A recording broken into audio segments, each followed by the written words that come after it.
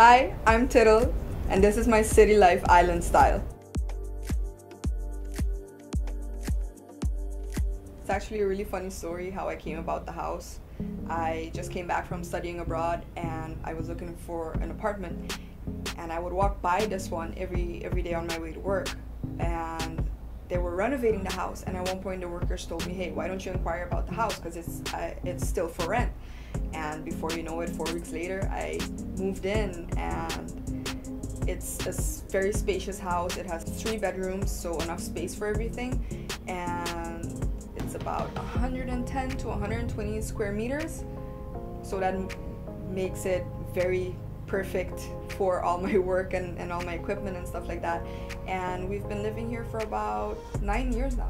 I ended up living in this part of the city more out of convenience than anything else. It was more of a, well, I didn't have a car back then, so I wanted to be somewhere that's still close to the bus station. And I also really liked the fact that everything was within a short walk, like restaurants, cinemas, supermarket, everything was right there. And when we got the house and we first walked in, I remember feeling so overwhelmed, but not only in a negative way, but also a very yay type of situation, because we walked in and it was completely empty, as in there's not even a lamp in the house. So at first it was like, we need to get everything. And then it was like, we need to get everything. And I got really excited because that meant I could put things exactly where I wanted them, how I wanted them. The only downside was we couldn't really paint the walls, because that was that's just how it stayed in the contract. But that gave me a lot of space to play with the room, basically. But what I really like about the house nowadays is that I've inherited a lot of furniture when my dad passed away, and I got hand-me-downs from my mom when she moved to a new house, and there's all these little knickknacks that I got at thrift stores and stuff like that. And now I feel like my house is really an embodiment of me, but in furniture style.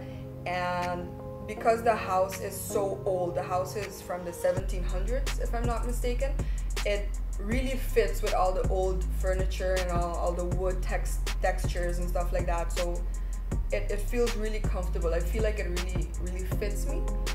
And I guess my aesthetic would be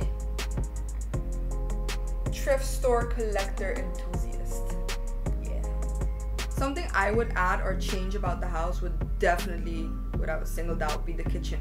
Because when they renovated the house, they made the kitchen so narrow by putting up the wall, and I would just knock down that wall and make it a big, open, comfortable space. Because right now I can just feel that it kind of blocks off the environment. But that's one thing that I would definitely do different if I was the one doing the renovations. But another thing I find really important is that you add elements that not only look good but feel good to you.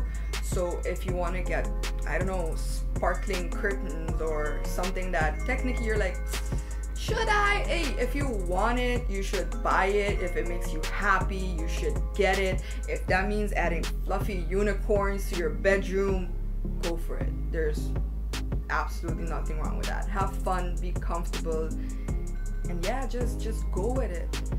A tip I would give for decorating on a budget would definitely be to go to places that you don't necessarily think would have dope stuff. So I would go to places like Curacao and Home Plus, and definitely hit up the thrift stores, because we keep getting more and more on the island. Use them.